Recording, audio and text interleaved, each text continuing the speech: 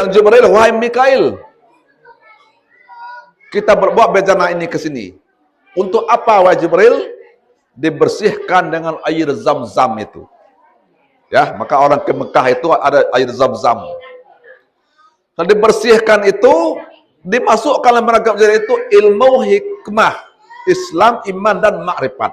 Masuk. Baru ditutup. Untuk membelah Muhammad ini ada berpendapat, ada benar-benar dengan pisau, ada dengan makrifat itu. Ya, itu tergantung keyakinan kita, mau masing-masing memakainya. Maka untuk itu Nabi Muhammad berumur 40 tahun diangkat menjadi Rasul. Kemudian Nabi Muhammad setelah berhubungan dengan Siti Khadijah itu, Muhammad senantiasa akhlaknya itu baik, Pak. Bagaimana akhlaknya baik? Di antara akhlaknya banyak sekali, Pak. Bagaimana cara kita bertetangga, bagaimana cara kita berhubungan dengan manusia, bagaimana kita berhubungan dengan Allah, jangan sampai kita bercerai-berai, ya. Bagaimana hubungan kita dengan manusia, dengan tetangga kita. Itu akhlak-akhlak Nabi Muhammad. Termasuk adab-adab beristri juga memiliki akhlak. Bagaimana Nabi Muhammad itu memanggil Khadijah? Bagaimana? Coba, Bu. Nabi Muhammad memanggil Khadijah apa, Bu? Adek apa enggak? Siapa tahu? Nabi Muhammad memanggil Siti Khadijah apa ya? Coba, siapa? Wah, bagus. Ya. Jadi Nabi Muhammad tuh memanggil istrinya yaitu ya Humairah, wahai pipi yang kemerah-merahan. Kalau ibu manggil suami apa?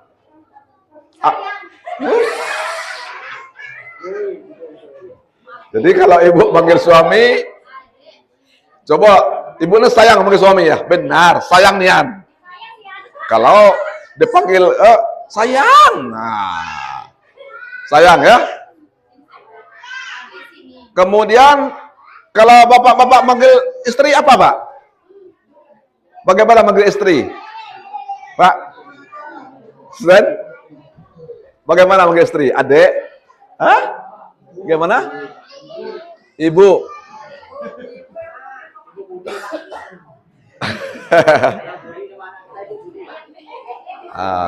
Ya. Itu terserah kita lah, Pak.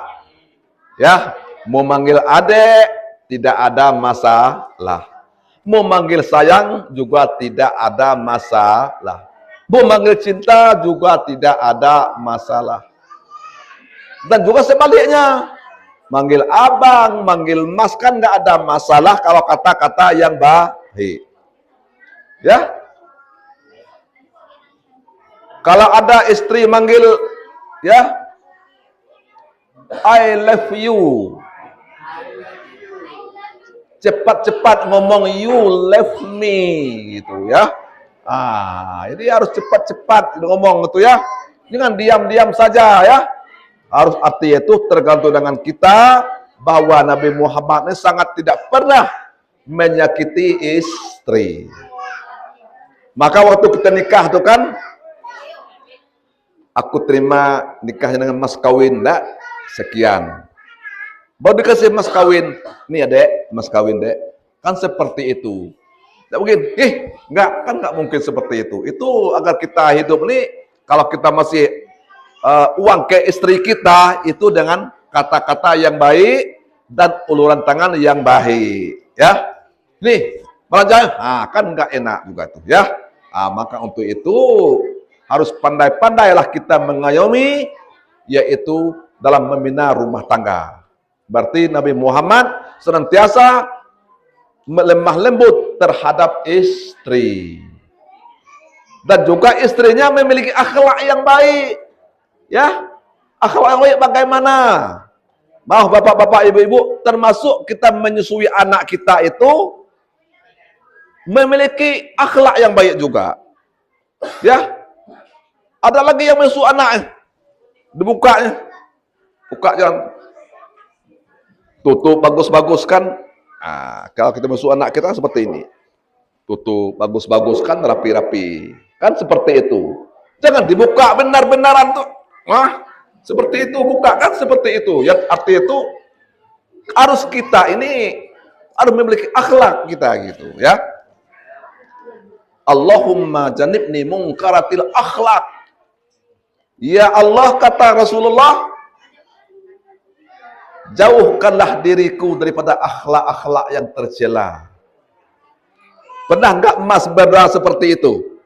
Berdoa dengan kita, jangan doa minta rezeki terus.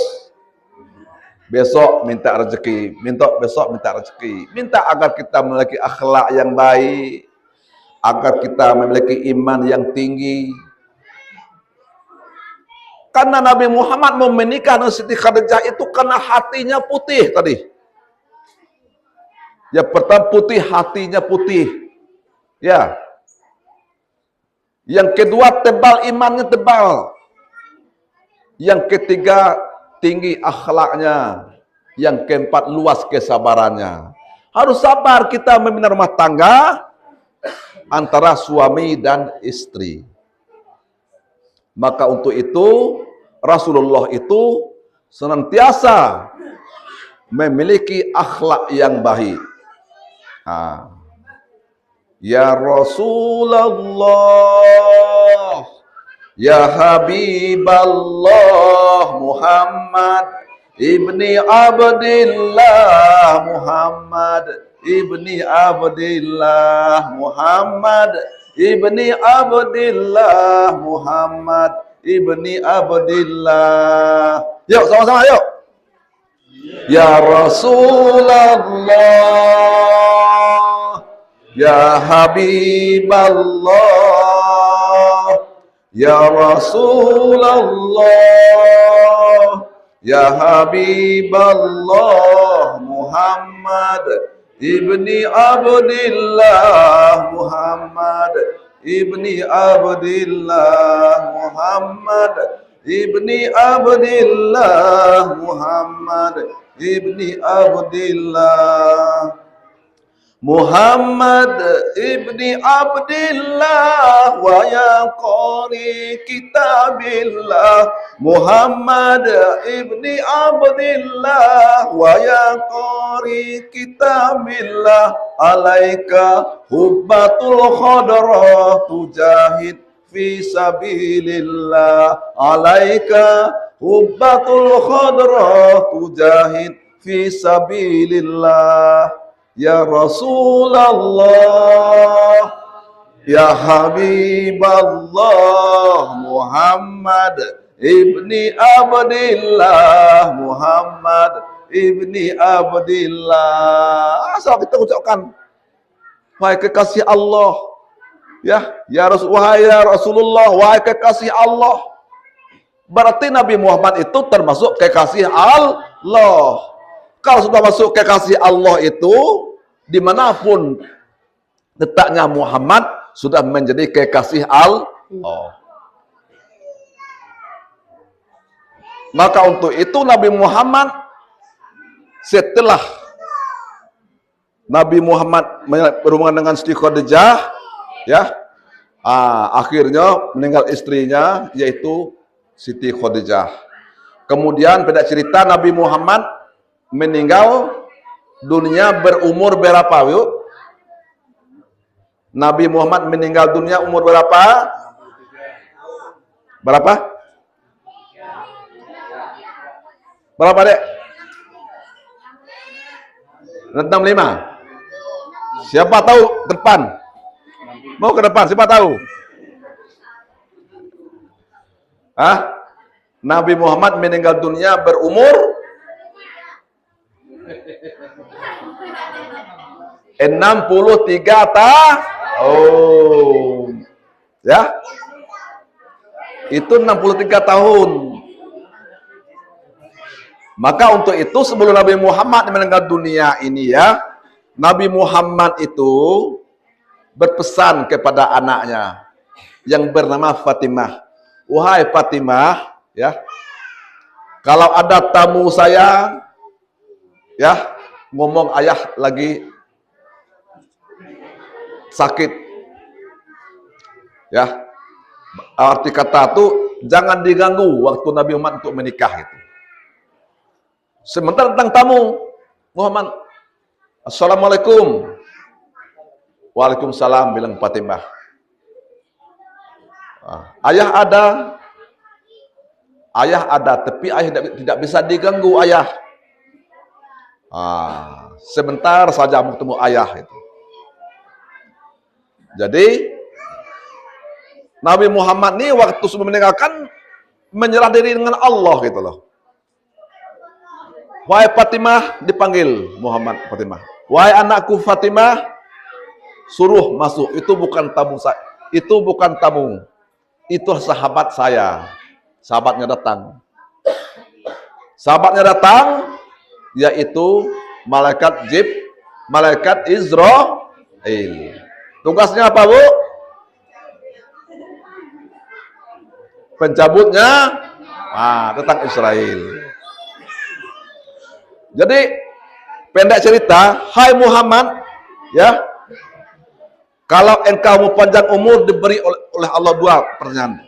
Wahai Muhammad, kalau Muhammad ingin panjang umur, Allah beri panjang umur. Kalau engkau reda wahai Muhammad, Allah, aku cabut nyawamu Muhammad. Berpikir Muhammad, mati pedak nih. Kalau kita rasanya ditanya malaikat seperti itu, mau hidup tuh lah. Ya, hidup bayalaku itu.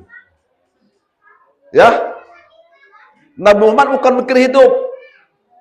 Saya reda untuk mati. Kenapa Jibril reda untuk mati itu? Kenapa?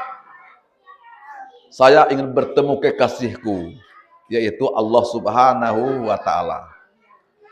Sebelum Nabi Muhammad meninggal dunia ini, ya, Nabi Muhammad itu nggak ada mikir di mana anakku.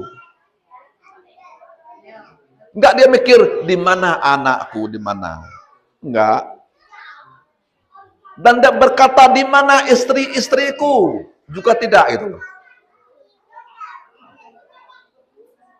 Di mana jabatanku juga nggak dipikirkan.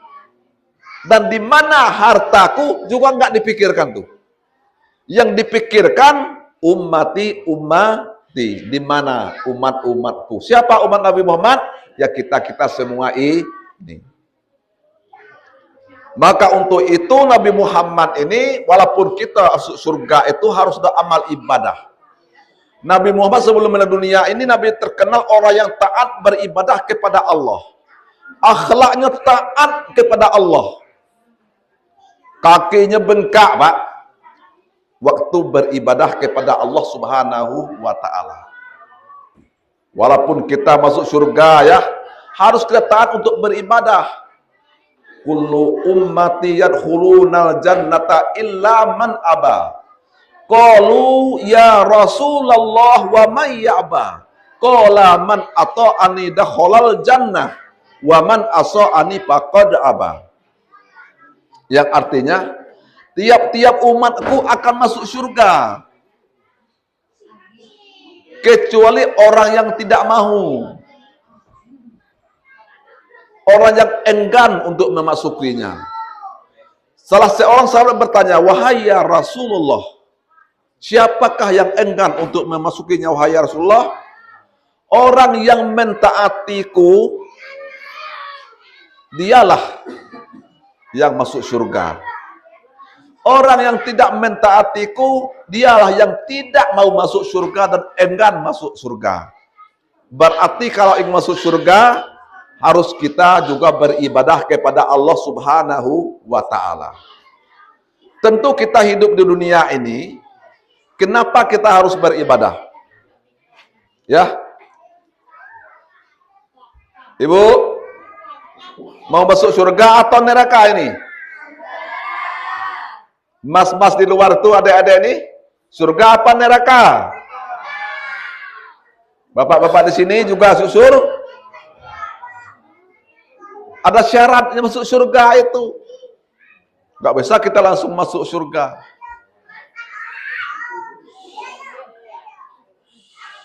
Maka untuk itu innal abrara lafi naim wa innal fujjara lafi jahim. Orang-orang yang berbakti itu benar-benar berada dalam surga. Orang yang durhaka itu benar-benar berada di dalam neraka. Maka untuk itu hendaknya kita berbakti, kita hidup ini. Berbakti bagaimana? Di antaranya kita senantiasa untuk taat kepada Allah Subhanahu wa Ta'ala. Taat bagaimana kita? Di antaranya kita taat untuk beribadah kepada Allah Subhanahu wa Ta'ala. Datang azan, niatlah hati kita bahwa kita ingin melaksanakan ibadah. Walaupun terlambat kita sholat, daripada tidak sama sekali. Ya, gerak hati kita ini. Inna fil jasadi mudghatan iza soluhat soluhatal jasadu kulluh wa iza pasadat pasadal jasadu kulluh ala wahyal qalbu. Ya, dalam jasad kamu itu, kita ini ya, dalam jasadmu ada segumpal daging. Apabila daging itu baik, baiklah seluruh tubuhnya. Yang keluar itu yang baik-baik itu. Bicara-bicara yang baik, ya. Melihat pandangan yang baik. Apabila daging itu buruk, maka buruklah segala tubuh kita. Yang keluar itu yang buruk. Bagaimana yang buruk? Melihat pandangan yang buruk, melangkah kepada tempat yang buruk. Ketahuilah segumpal daging itu adalah hati, Pak. Jadi kalau hati kita sudah baik tadi ya, hati sudah baik itu, yang keluar itu yang baik-baik. Bagaimana yang baik-baik? Yang kita lihat itu yang baik-baik. Gunung yang menjulang tinggi, lautan yang luas biru membentang. Kita melangkah juga ke tempat yang baik. Maka itu Nabi Muhammad ini ya, Muhammad. Untuk menyempurnakan akhlak. Bagi manusia ini akan memiliki akhlak yang baik, semuanya baik-baik gitu. Kita berbaik, senang nggak orang melihat orang yang berbuat baik? Senang nggak kita? Coba. Bu, kalau ada orang yang berbuat baik, senang nggak kita? Maka berusahalah kita berbuat baik. Jangan tidak pernah berbuat baik. Pernah nggak ibu-ibu berbuat baik? Pernah nggak? Apa Bu? Contohlah. Termasuk kita bantu pembangunan, bantu fakir miskin, berbicara dengan baik juga pahala ibadah, ya, dan sebagainya. Wala tulqu bi aidikum ila tahlukah wa ahsinu innallaha yuhibbul muhsinin. Janganlah kau biarkan dirimu sendiri terbenam kepada kebinasaan, dan berbuat baiklah. Sesungguhnya Allah senantiasa menyintai orang-orang yang berbuat baik. Semakin banyak kita berbuat baik, semakin senang Allah dengan kita. Tidak pernah Allah membenci kepada kita. Termasuk kita apabila orang berbaik juga kita senang. Kita berdoa kepada Allah. Semakin banyak kita berdoa kepada Allah, juga semakin senang Allah dengan kita. Maka kita berpikir, carilah suatu perbuatan-perbuatan dalam hidup ini. Perbuatan apa? perbuatan-perbuatan yang disenangi oleh Allah Subhanahu wa taala. Bukan manusia saja yang senang, Allah Subhanahu wa taala juga senang kepada perbuatan-perbuatan yang kita lakukan, yaitu perbuatan yang baik. Fastabiqul khairat, berlomba-lombalah Anda berbuat baik. Enggak ada berlomba-lombalah berkejahatan. Yang baik itu senang kita. Orang yang baik itu bukanlah orang yang tidak pernah bersalah, tetapi orang yang baik, orang yang sanggup memperbaiki dirinya daripada kesalahan itu. Kita beriman kepada Allah, itu juga berperbuatan yang baik. Datang surat azan di masjid. Contoh, ibu-ibu pernah dengar ke Bengkulu? Pernah ke Bengkulu, Bu? Bapak?